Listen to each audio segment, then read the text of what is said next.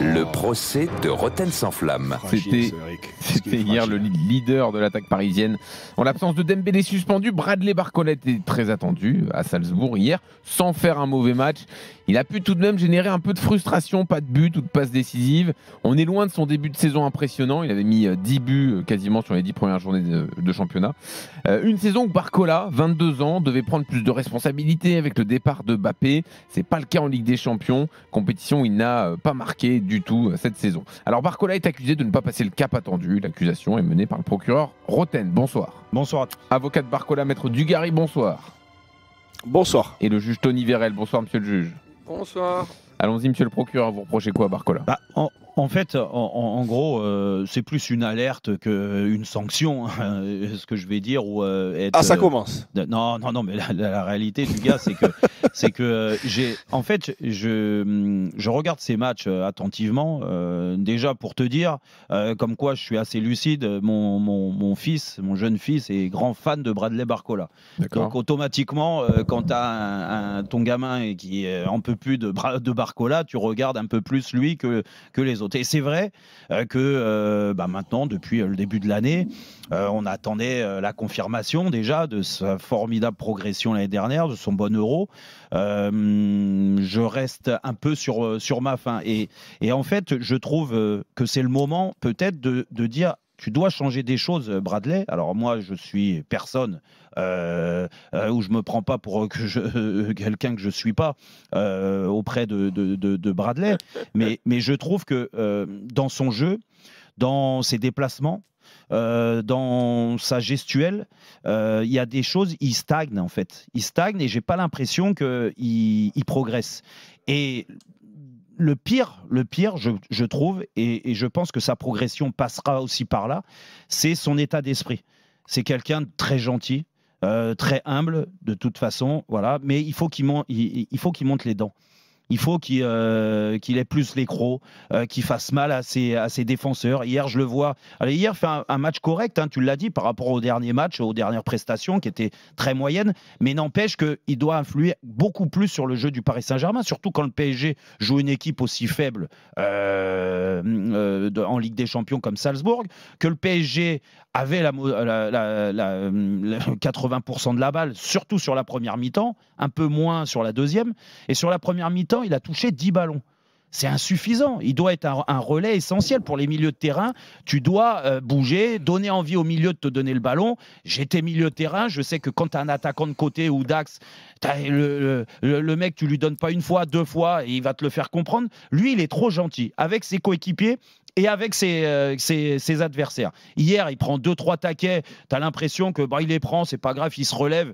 Mais tu as le droit d'aller tirer le maillot du mec, de lui dire « Oh, qu'est-ce que tu me fais ?» Tu as le droit d'aller gueuler sur un coéquipier qui ne te fait pas la bonne passe au bon moment. Tu as le droit aussi de t'en prendre à toi quand tu rates des face-à-face. D'un moment, il a un face-à-face en première mi-temps quand il tente le petit piqué, alors que ce n'est pas le geste juste à faire. Ou si tu le fais, il faut vraiment l'assurer. Donc, en fait, tout ça, c'est des petits détails, mais c'est surtout en termes d'état d'esprit. Moi, je suis il est un peu dilettante, tu dirais? Oui, et en fait, il subit un peu trop les choses. Okay. Et surtout, il a fait 2 déclarations de suite, avant le match et après le match hier. Hier, il reçoit le titre de meilleur joueur du match. Je n'ai pas compris pourquoi. Encore une fois, il ne fait pas un mauvais match, mais je pense que au côté du PSG, il y en a eu qui étaient beaucoup plus influents sur le résultat hier et sur leurs prestations, mais ça peu importe. Mais c'est même, il le prend, il t'explique, oui, j'ai pas marqué, mais c'est pas grave, ça va venir, la confiance. Non, tu dois te remettre encore plus en question. Bosse d'autant plus. Je sais qu'il a un bon état d'esprit, mais monte les crocs. Sois un peu plus dur avec toi et surtout fais les bonnes analyses de ton jeu, parce que pour l'instant, en effet, tu stagnes. Et moi, je suis persuadé qu'avec toutes les capacités techniques et physiques qu'il a, il est capable vraiment de nous montrer un tout autre visage. Alors, maître Dugarry, vous pouvez défendre Bradley Barcola. Oui, alors moi déjà, je voulais signaler que ma grand-mère est très fan de Luis Enrique. C'est pour ça que je regarde Luis Enrique avec beaucoup de précision. Donc, non, voilà, c'est pas vrai ça, par contre. Et deuxième chose, alors j'ai bien compris que mon confrère avait décidé de s'attaquer à tout l'effectif du Paris Saint-Germain pour justifier de certaines contre-performances, toujours avec la volonté de protéger son idole Luis Enrique. Donc cette fois-ci, c'est Bradley Barcola. Bradley Barcola, 22 ans, qui a fait une saison pleine la saison dernière, qui manquait de statistiques, qui a justement réussi en ce début d'année à avoir des statistiques. C'est-à-dire c'est devenu un joueur titulaire incontesté, incontestable. Il est en train de grandir, il est en train de progresser, il est en train de faire sa place en équipe de France. C'est un joueur qui commence à avoir des stats, des buts, des passes décisives. Alors beaucoup plus de buts que de passes décisives.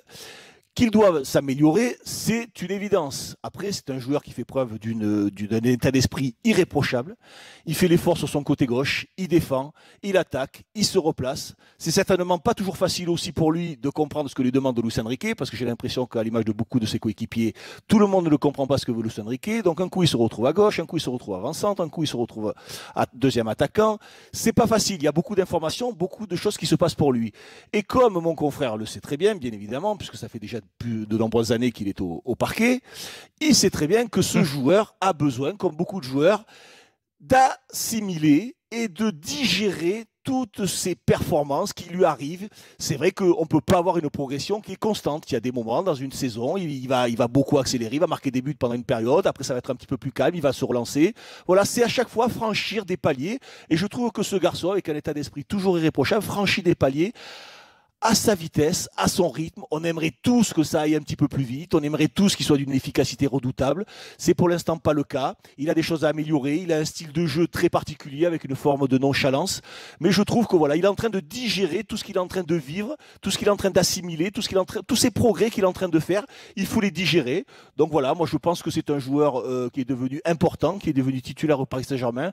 Je suis pas persuadé qu'il y a encore quelques années de ça, tout le monde s'imaginait que ce garçon pourrait arriver à jouer à ce niveau-là. Je ne sais pas quel niveau il va atteindre, pour tout vous dire. Voilà, qu'est-ce qu'il sera capable de faire dans l'avenir, j'en sais rien. Est-ce qu'on lui demande pas trop? Est-ce que ce sera un futur Mbappé ou autre? Je n'en sais rien. Mais je pense qu'il est en train de suivre une progression constante et qui est de qualité. Il doit s'améliorer, faire plus vite. Je ne sais pas si ça serait lui rendre service aussi.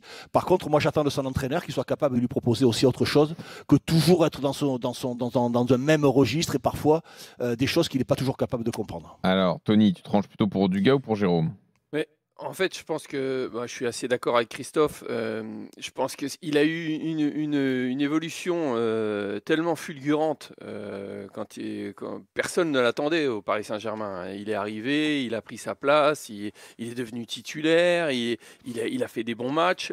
Comme le disait Christophe, il manquait un peu de stats. Cette année, il est quand même deuxième meilleur buteur du championnat, ce qui est pas mal, avec 10 buts. Non, je pense sincèrement peut-être qu'il a une petite période où il stagne un petit peu, mais vu son évolution fulgurante de l'année dernière, ça peut se comprendre. Après, on l'attend peut-être un peu plus en Ligue des Champions. On aimerait qu'il soit. Mais quand Jérôme parle de son état d'esprit, qui doit être plus dur, plus méchant, non, ça vous êtes pas d'accord? Moi, je suis pas d'accord là-dessus. C'est pas parce qu'il a une tête de gentil.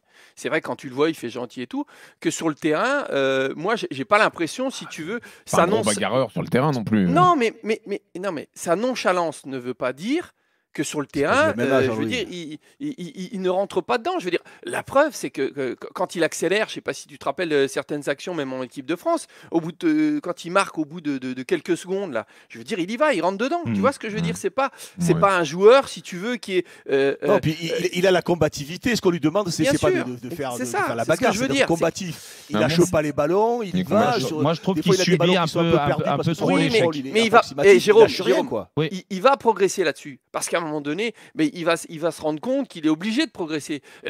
Quand j'ai commencé ma carrière, j'étais beaucoup plus gentil qu'à la fin de ma carrière. Et pourtant, sur un terrain, j'étais pas méchant, moi. Je veux dire, j'étais pas j'étais dans la combativité, mais pas dans l'agressivité, si tu veux.